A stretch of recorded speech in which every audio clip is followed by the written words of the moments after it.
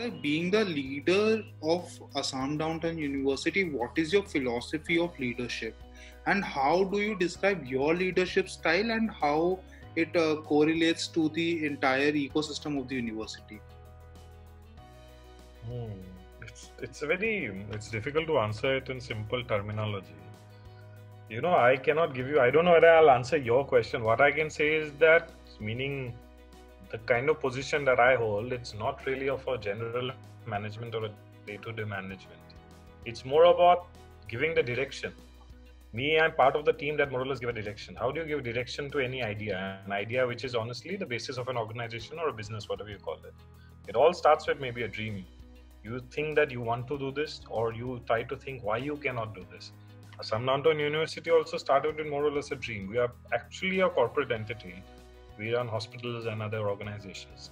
Somewhere in the 90s, we had a problem with getting staff, and so we went into training as a departmental training program. That is all that we did. Slowly, the departmental training program increased, and as we got better, we thought, why not open it for people outside? And we took small fees for certificate program, diploma courses. That today is a university. So it starts with a necessity or a dream that why can we not do training, or why can we not set up an educational institution? And that is all that I and the team that started the university started with, nothing else. And I don't know, that is a style or that is just our philosophy, and we just gave a vision to the dream, and somehow we sit down and we figure out how to execute that vision. And obviously you always have to have the support of the entire academic leadership, the faculty in the vision, and they follow it up for you and with you. So that is how more or less the university has been run. Not sure that is exactly the answer you're looking for, but I can only give you what I feel and what we did and what we are doing. So that is the leadership style. You have a vision, you share your vision, you take everyone's input, then you make it a common vision and you take it forward in simple terms. So it's not easy having a common goal for everybody in such a large scale. So what challenges does it bring into the university ecosystem, and how are they faced, and what's the solution to them that is achieved? See, the university system is a very unique system. We run a business also. In a business, for example, if you are a managing director, you're also an executive person in the business. In a university, it is very unique. You might be heading the trust or running the trust, but actual execution position of the university is held by, say, the registrar, the vice chancellor, the vice chancellor. So there is a parallel kind of management system that goes on, I think, in almost every university in the country. So it's very important that the people who take these most important positions, your deans, more or less share a similar vision with you. I agree, it can never be identical. Our vision is initially to set up an institute to cater to the problems of this region. In this region, there are some unique issues. Students here would want to study X number of courses and they are not available in the region. So our initial idea was to make those courses available in the region, and the jobs are also more or less available in the region. It started with just that simple philosophy. So you kind of, when you talk to your deans, your vice chancellors, registrar, many of them are on a similar plane. Sometimes they are not. Sometimes you have to work with it. A lot of the vision keeps changing. Sometimes you would have someone joining your leadership team. He may have a different philosophy, but over a time, we know that this model has worked in the last X years as it has been in practice in Assam. So a lot of people go along with you. They understand, yes, this model has worked. There are logics to it. There are merits to it, and they kind of understand. But there would always be a process. You need to keep communicating and talking and explaining to them the logic about what you're doing and why you're doing. Some people see it in a second. Some people see it in a few weeks, but eventually, more or less, they see it. But yes, these are the basic challenges they face. But I think it's common across most universities and most educational organizations across the world. So, sir, how is it that Assam Downtown has been so successful? What is so unique about Assam Downtown University in its curriculum and its entirety that it has achieved so much success, and it has shaped the entire education spectrum of Northeast? And what is the way going forward for Assam Downtown University? Because it is the leading charge for the entire region. Yeah. See, I have answered it in bits and pieces in the previous two questions itself. Assam Downtown University, I don't know, I'm not going to comment on other universities. A lot of universities started because there was a founder or a group that had money and they saw they had land and things started. I'll tell you very simply, when did we start? As I mentioned to you, there was a need in our own industry, the other businesses we do. So we started with only 40 or 60 students, maybe 15 years ago, in an institutional format, affiliated to another government university. We were training enough for that what we wanted to recruit. So that was the kind of synergy we had created. From there on, we wanted to increase the capacity. You had to. If you had to give better facilities, you have to get better labs, you have to kind of increase the capacity, and that can only be done if you're recruiting students for even other needs, not just your internal demand, for demands of the local area, the local industry.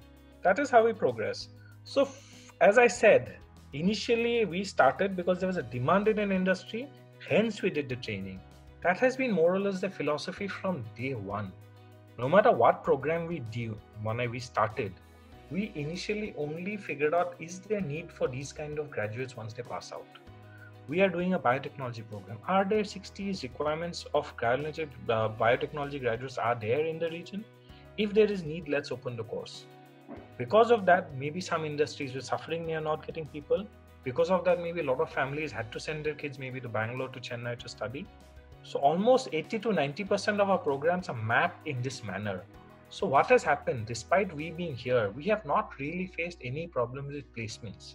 Today, placements perhaps is the biggest challenge every university faced. Because more or less we have moved with this mentality from day one. Our biggest strength has been that more or less all of our students have got placed in certain industry or they're doing something on their own. And over the last 10 to 15 years, more or less the society here and the people here have understood, if you do a program in downtown or do the programs which are unique only in downtown, that means they have mapped the industrial need. And hence it is good to do it because within 6 months or maybe maximum a year, there is heavy chance of us getting absorbed in the local industry. We always plan to keep this intact, which is very essential to keep this intact. Today, there might be huge demand for civil engineers for some reason. Instead of 120, you can actually recruit 100, 240. But over a period of 10 years, 5 years, it will not sustain. So it is very important to have that mapping done. Every university in India has to have that mapping done. If you get more or less that mapping done, there are enough jobs for every student that passes out. And if every student who passes out has something to do, he will be grateful to the university.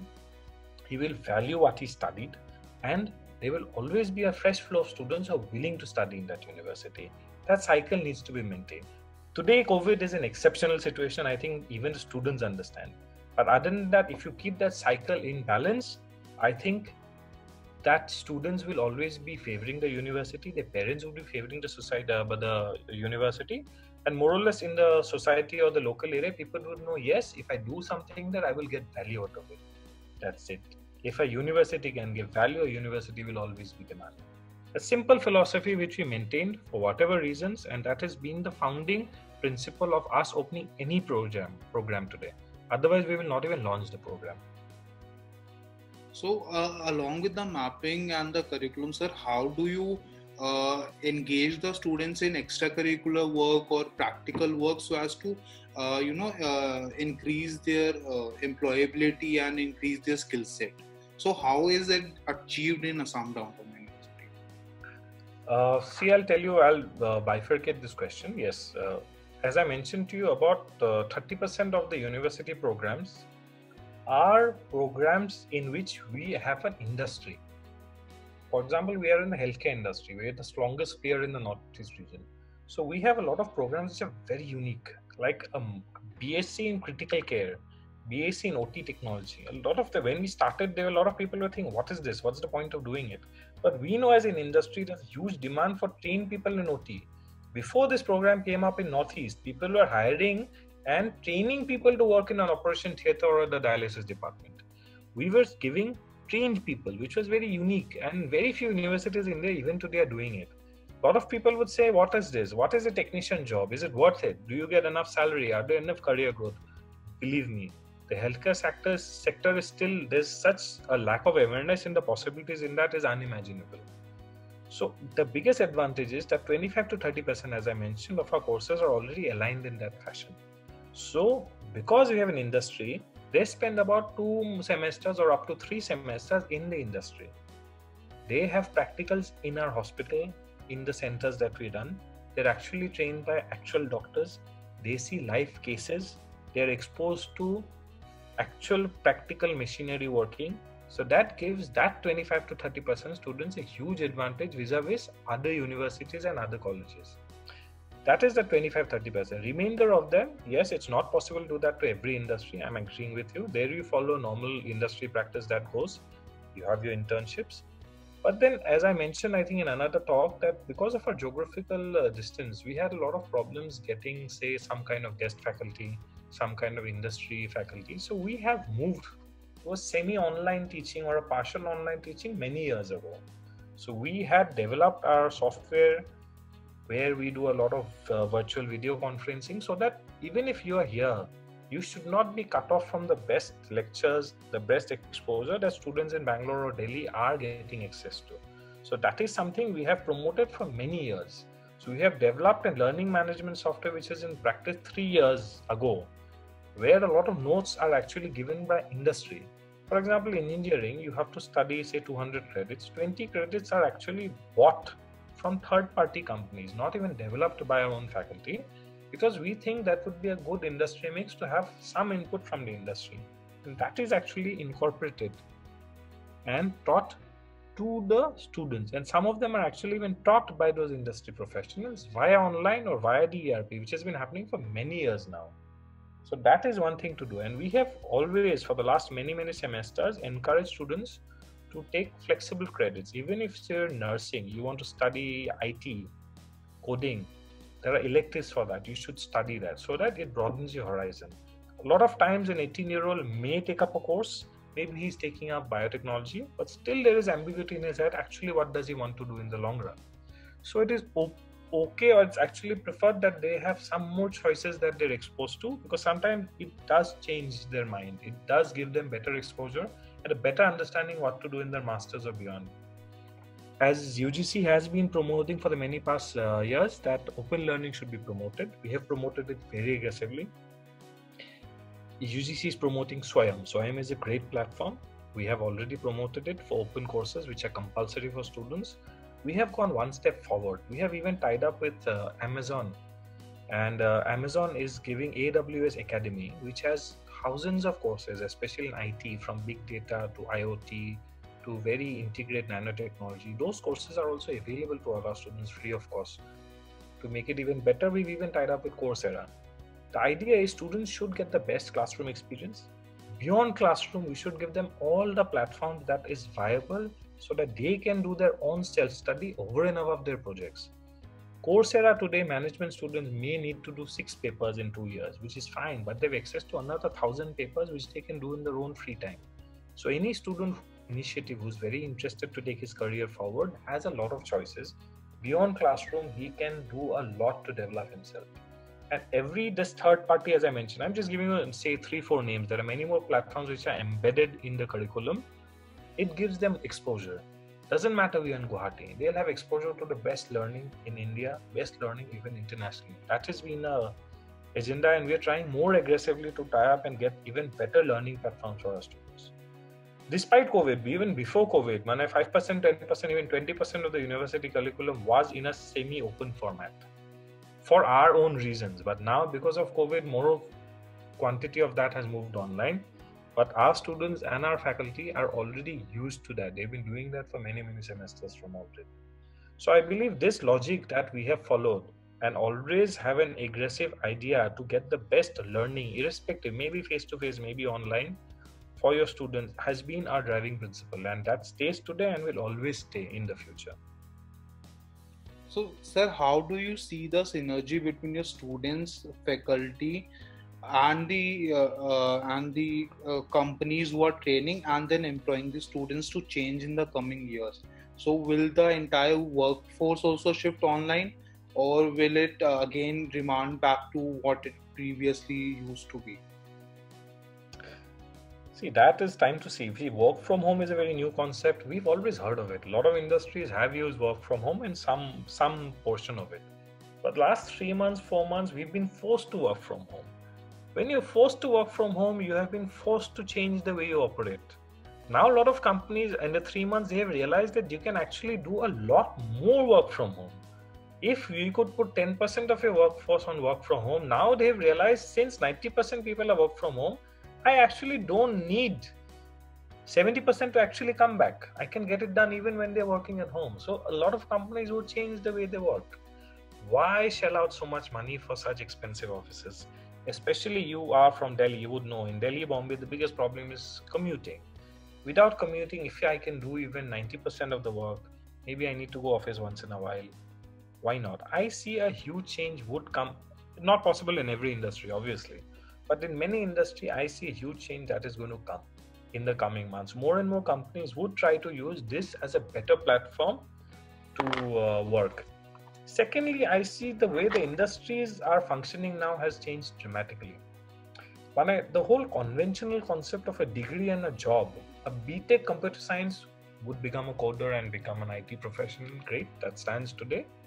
But companies are very flexible today. A company that comes to your campus today for an IT profile may be even open to taking a student from English honors. All he cares about are the skills. Can an English honors student know coding? Yes, it's possible. He may have learned it on his own. There's flexible choice-based credit. Even if he's studying English, he can actually study coding. There are self-learning platforms, as I mentioned, AWS Academy, where they can learn. Maybe he has learned. So now that English honors students has two choices. He can pursue a career in literature. He can also pursue a career in coding or anything to do with IT if he's interested. Best part, companies today are open to that. It has happened in our campus.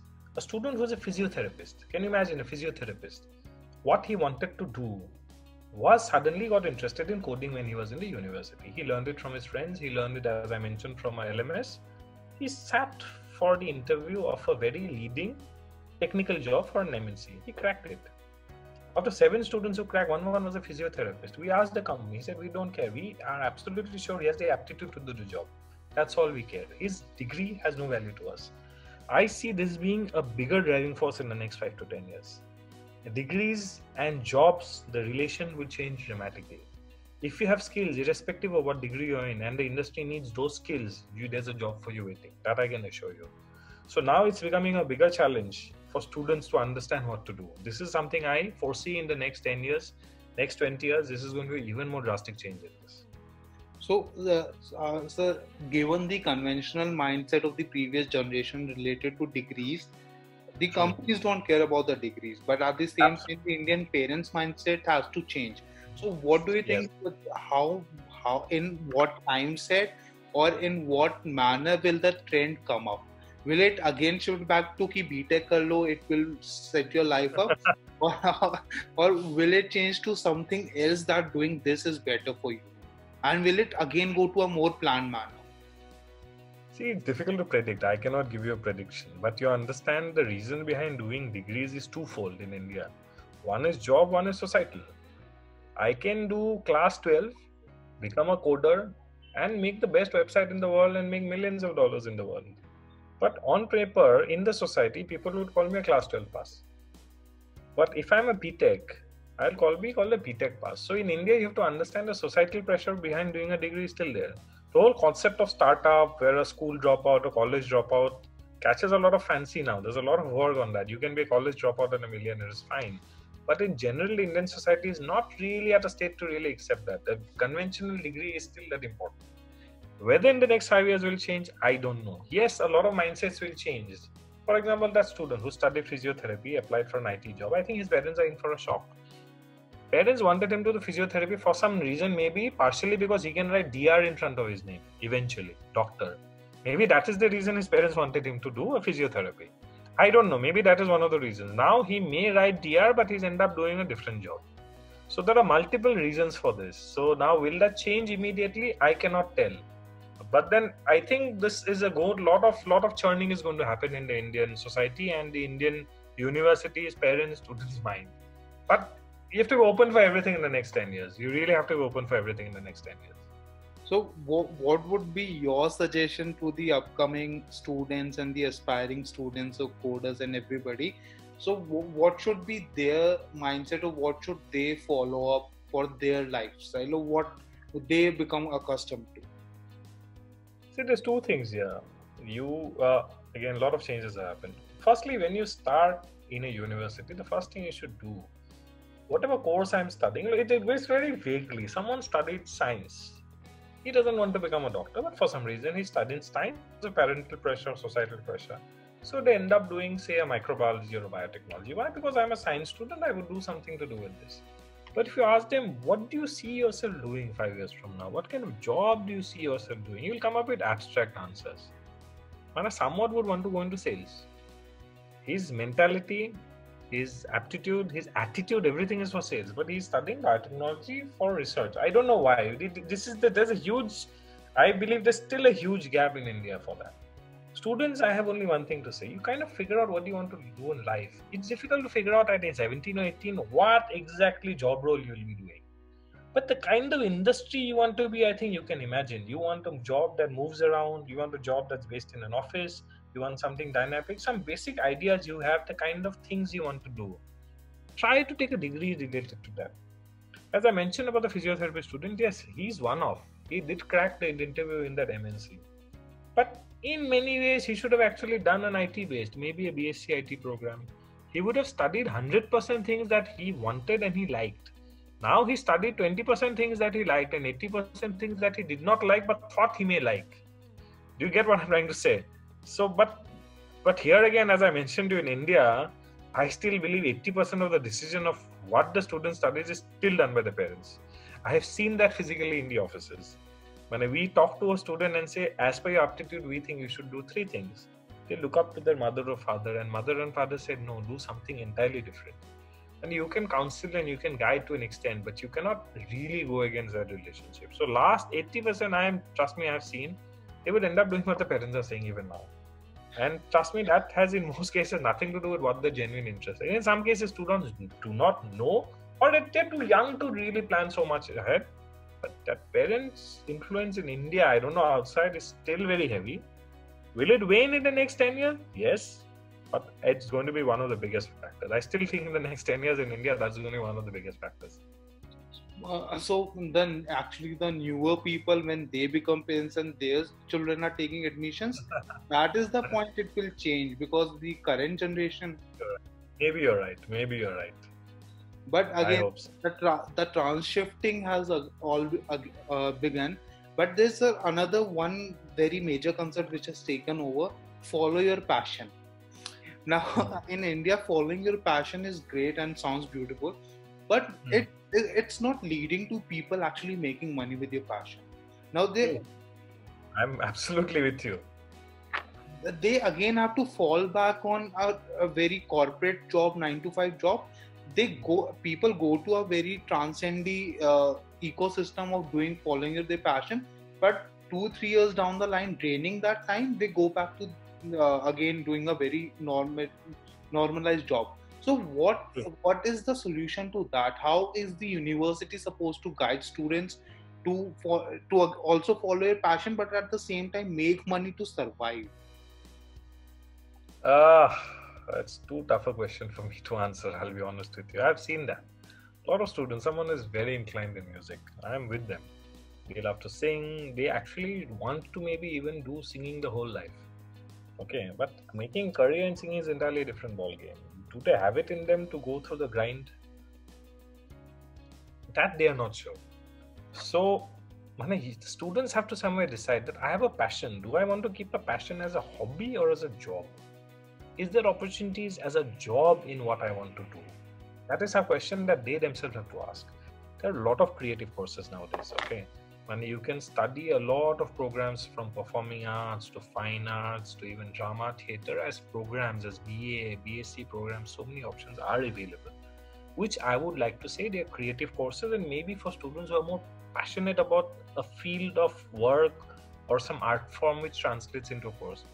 But having said that, even now today, if we even have performing arts, 60 students are passing out, would they actually have a job in the industry? I'm not sure. Is the industry that big to absorb them as a job? No. Or if you want to follow the passion, many of them have to end up doing things on their own. Maybe become a writer, maybe become a singer, more or less self-employed.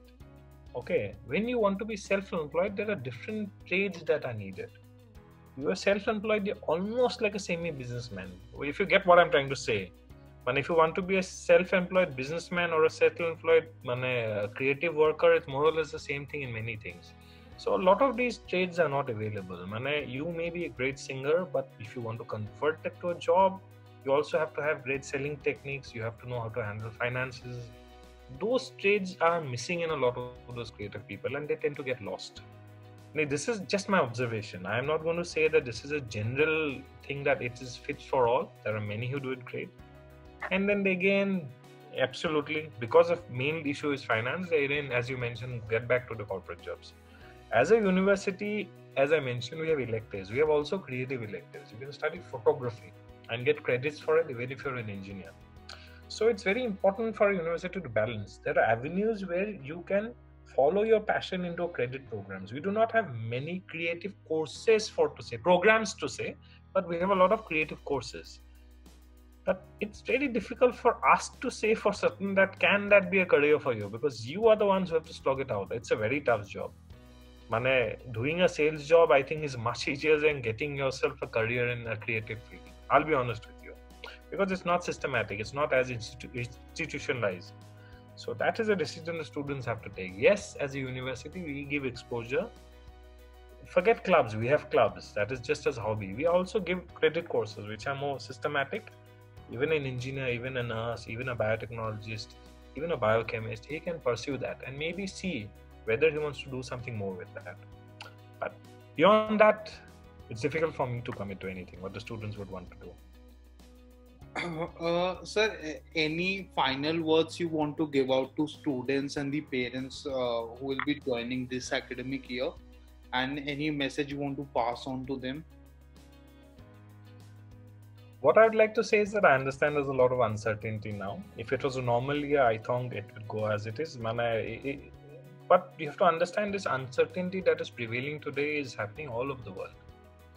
So if everyone is on the same boat, you are not in a bad situation, in a way. You are not worse off than your neighbor or your friend or someone even in another country.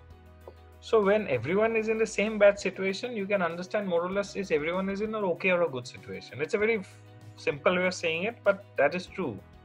So at the end of 3 years, 5 years, 10 years, this will have not much impact on your overall career. If you want to study X, concentrate on the course this year. Due to some reason, maybe you wanted to study in a city. Now you cannot go to A city. Study in B city, the city closest to you where the logistics match for you. But concentrate on the same line of study. That is more important. For masters or further education, you can always choose a different college or a different city. But it's very essential that you concentrate on the course, because what you want to do will not change after 5 years. You will get more opportunity to study again, but to change that track or to study something entirely different will be difficult for you. That is the only advice I give. Concentrate on the course this year more than institute or more than the city or more than the place. Over a period of time, it will balance out. If you're good, you will manage it anyway. If you enter the job market as a great person, doesn't matter which college you're going to be coming from. Parents also, I would ask you to do the same. Encourage your wards to follow what they want to do in the long term. Just don't change that plan. Don't change that plan. That is the plan, don't change, because then you'll be stuck doing something for the rest of your life. Don't change that plan. That's all I can say in very simple terms.